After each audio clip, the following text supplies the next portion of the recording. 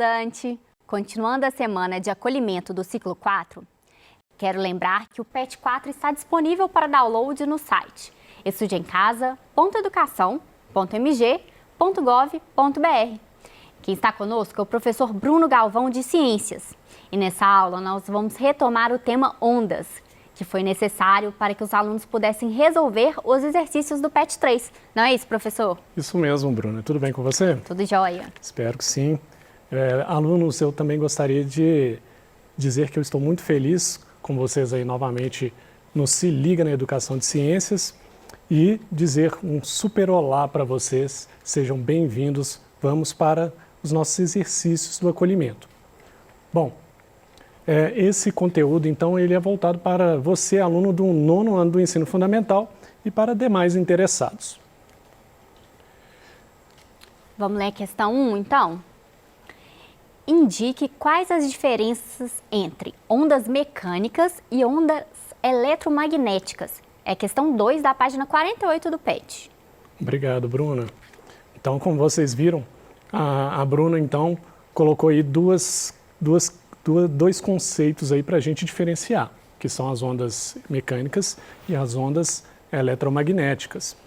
Bom, vamos ver aqui uma resposta que seria, assim, uma resposta mais direta, e aí eu vou comentar essa resposta. Ao contrário das ondas eletromagnéticas, as ondas mecânicas precisam de um meio material para se propagar. Então, o que está dizendo ali? Você tem ondas mecânicas e ondas eletromagnéticas. As ondas mecânicas, elas precisam de um meio material, precisa de matéria. Eu toco aqui nesse controle, meu corpo, isso é tudo meio material. Eu posso tocar, eu posso senti-lo. Eles ocupam lugar no espaço. Quimicamente falando, essa é a principal ideia de matéria, né? Um corpo, uma matéria ocupa lugar no espaço. Inclusive esse ar que nós respiramos, esse ar ocupa lugar no espaço. Quando a gente corre, a gente sente, né, o ar batendo na gente, produzindo aquela sensação de que como se estivesse batendo um vento em você. Uma bola de futebol cheia de ar, ela pesa mais do que vazia. Então, a gente está falando aqui que as ondas mecânicas, elas precisam de algum desses meios materiais para elas se propagar. Então, um exemplo bom seria o som da voz. Eu gosto de usar esse exemplo porque o som, ele é uma onda mecânica. Quando eu converso com alguém que está ao meu lado, eu vou conversar com a Bruna aqui, ó, eu falo com você, Bruna. Ei, Bruna, aqui, essa vibração das minhas cordas vocais, elas produzem uma onda que precisa de todas as partículas de ar que estão aqui nesse momento para chegar até os seus ouvidos. Então, essas ondas, nós chamamos de ondas mecânicas, porque elas precisam de um meio material para se propagar. Essa é a ideia. Enfim, aluno, ondas mecânicas, então, sempre vão precisar de um meio material para se propagar. Já as ondas eletromagnéticas não precisam de um meio para se propagar.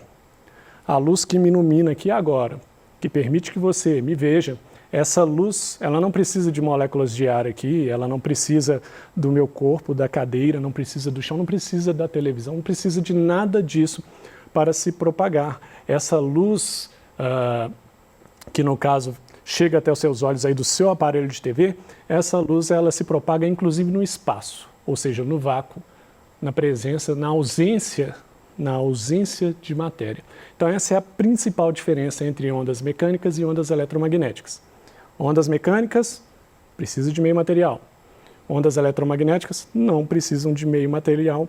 Um bom exemplo de eletromagnéticas, luz.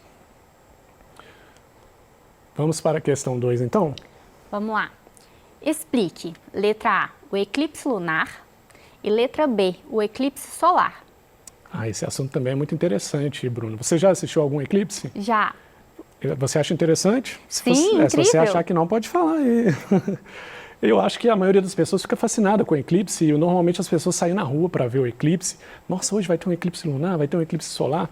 Aí vai aquele monte de gente na rua, naquele horário determinado para tentar assistir, né? E eu espero que seja interessante para você também, aluno, porque eu particularmente também acho muito interessante. Eu vou explicar o eclipse lunar e solar com algumas figuras, porque essas figuras eu acho que vai deixar mais claro. Bom, aqui eu fiz aqui um sol, saindo dele um raio amarelo, eu representei de amarelo a luz. No meio do caminho, nós temos aí, um pouco mais à frente do meio do caminho, nós temos o planeta Terra, e logo atrás da Terra, vamos dizer assim, em relação ao Sol, nós temos a Lua. Vale a pena lembrar que esse desenho aqui é meramente representativo. O Sol não é desse tamanhozinho, o Sol ele tem 100 vezes o diâmetro da Terra, ele é muito, muito, muito, muito maior do que o planeta Terra. A Terra é pequenininha, perto do Sol. E a relação da Lua com a Terra aqui até que está mais ou menos. A Terra tem aproximadamente aí, 4 vezes aí o diâmetro da Lua. Enfim, essa luz solar, ela bate aqui na Terra, lembrando que a parte iluminada pelo Sol que chamamos de dia no planeta Terra, e a parte não iluminada nós chamamos de noite. E quando a Lua passa certinho atrás da Terra, de forma que essa Terra fica alinhadinha entre o Sol e a Lua, a sombra da Terra vai ser projetada na Lua. Essa sombra da Terra sendo projetada na Lua, nós estamos falando de eclipse lunar. Tá aí a dica do eclipse. Ó. Eclipse lunar é a Lua que desaparece. Eclipse solar vai ser o Sol que desaparece. Mas a gente está falando então que ele desaparece por causa da projeção da sombra da Terra aqui na Lua. Lembrando que a Lua não tem brilho próprio. Tem muita gente que pensa isso ainda. Ah, mas eu vejo a Lua tão bonita, iluminada à noite. Isso mesmo, iluminada à noite, mas não produzindo luz própria. Ela é iluminada pelo Sol. Então o eclipse lunar basicamente é isso. Vamos ver aqui uma figura do eclipse solar. Bom, agora nós temos que quem está no meio aqui é a Lua e não a Terra. A Lua, então, ela está posicionada entre o Sol e a Terra. Essa luz solar, então, ela vai bater na Lua e a sombra que a Lua vai produzir, essa sombra vai bater numa pequena região da Terra. Lembrando que a Lua é menor do que a Terra e, com isso, a sombra que ela vai formar sobre a Terra é menor, não vai cobrir a Terra inteira. E é por isso que o eclipse solar, principalmente, você consegue ver em poucas regiões. Vai ter eclipse solar, você vai conseguir ver de Belo Horizonte, de não sei aonde, ou então de alguns estados só. Por quê? Porque o eclipse solar, que você não consegue ver o Sol, ele é a projeção da Lua, que é um corpo celeste menor do que a Terra. Então vai acontecer num determinado ponto do planeta. A base aqui é o seguinte, a Lua está no meio, grava isso. A Lua está no meio, eclipse solar é porque você não vê o Sol. Vamos lá. Como é que ficaria isso aqui nas respostas? Eclipse lunar. A Terra fica posicionada entre o Sol e a Lua. Portanto, a sombra da Terra é projetada sobre a Lua. Vamos ver agora eclipse solar.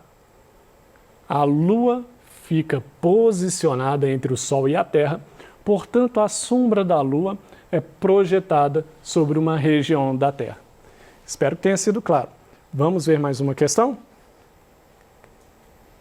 Questão 3. Ao observar o nosso reflexo sobre a superfície da água e as pedras do fundo de um rio, quais fenômenos ópticos podemos dizer que ocorrem? Atividade 1 da página 55 do PET.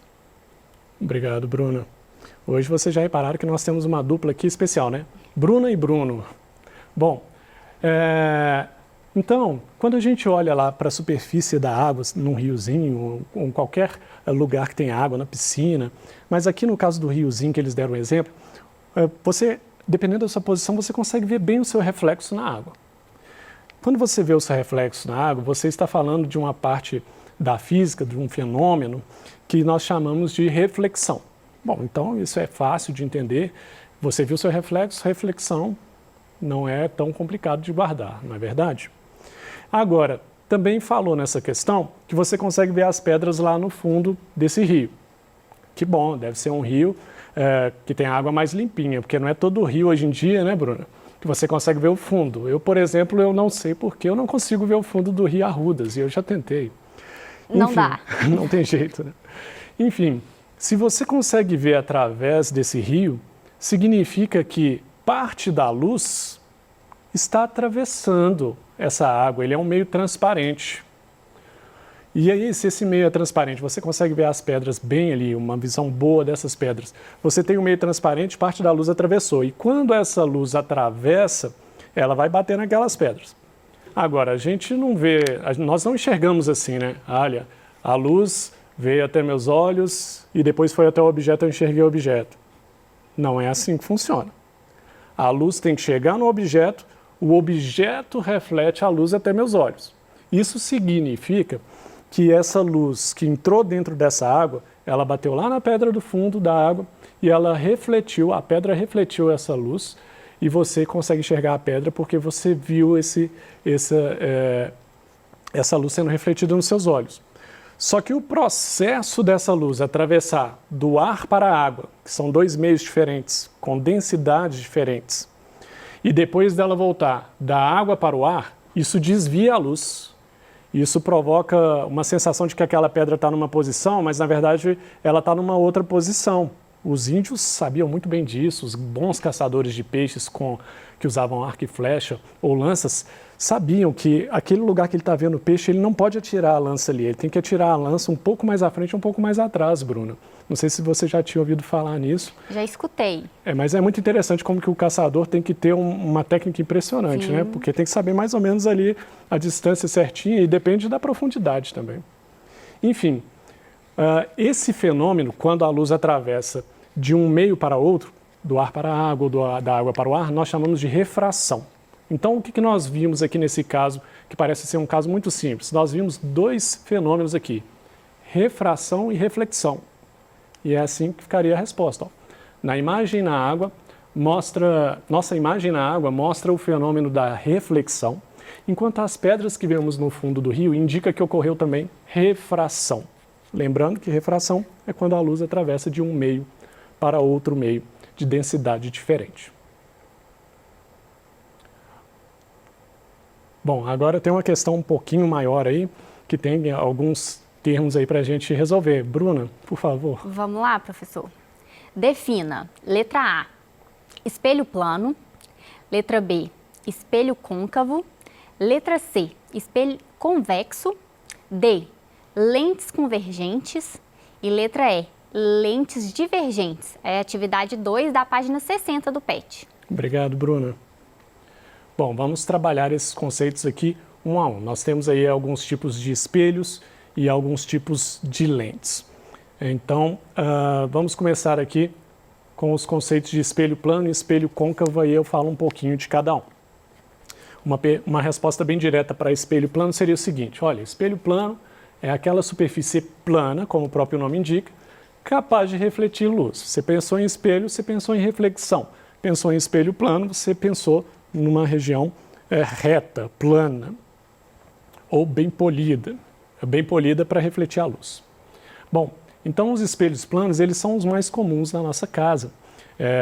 A maioria, bom, eu não posso dizer coisas que eu não tenho dado, mas eu posso dizer que muitas pessoas têm espelho plano em casa.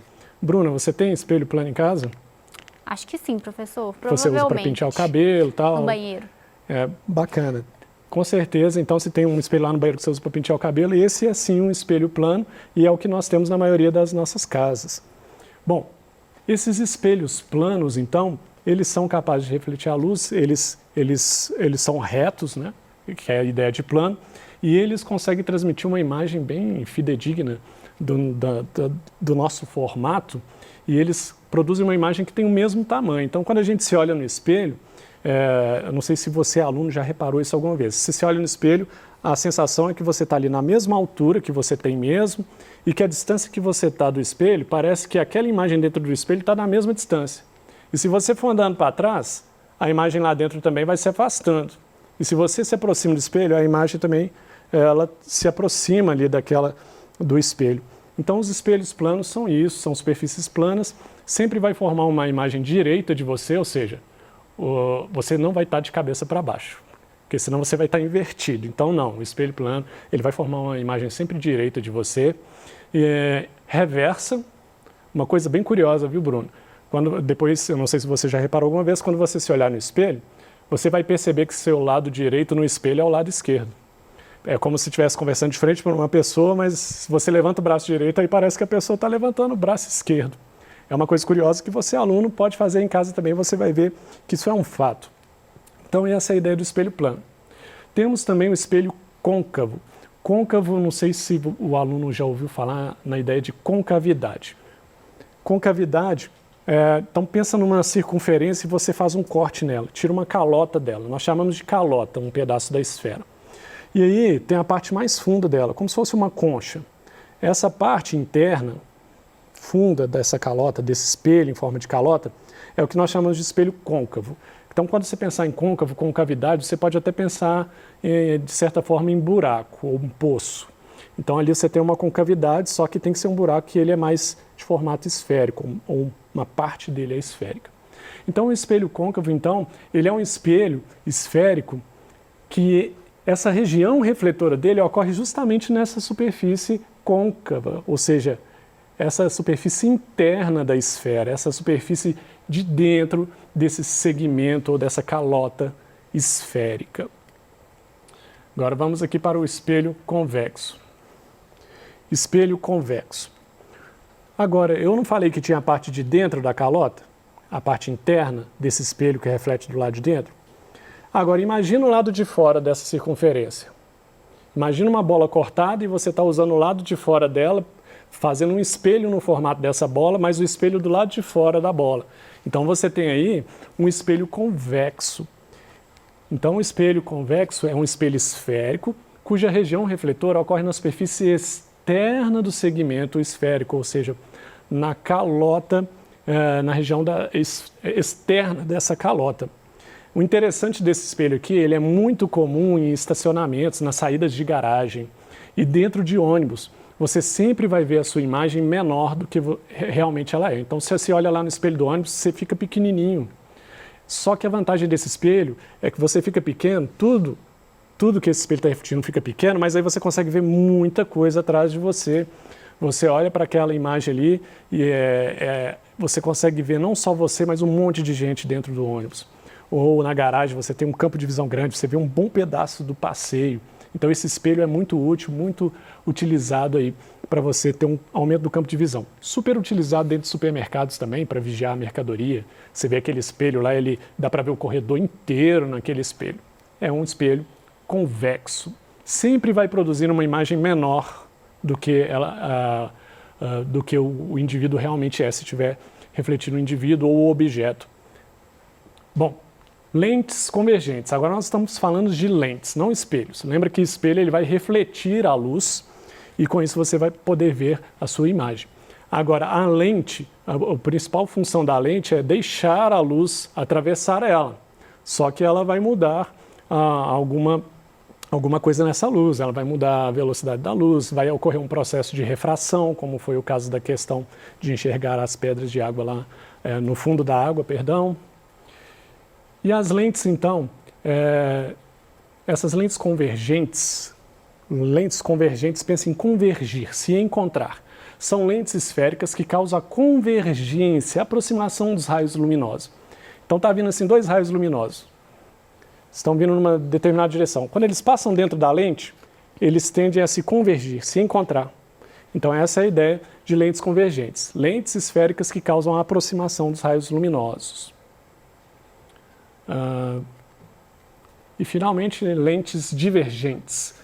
Bom, o contrário das lentes convergentes são as divergentes. Quando a gente diz assim, nossa, não sei se você também já ouviu esse termo, Bruno, nossa, eu tenho uma divergência com aquela pessoa. Quer dizer que eu tenho umas diferenças para ela, né? Eu estou meio que querendo ficar longe daquela pessoa, me manter separado daquela pessoa. Porque... Minha opinião diverge da sua. Isso é super usado, perfeito exemplo. Obrigado, Bruna.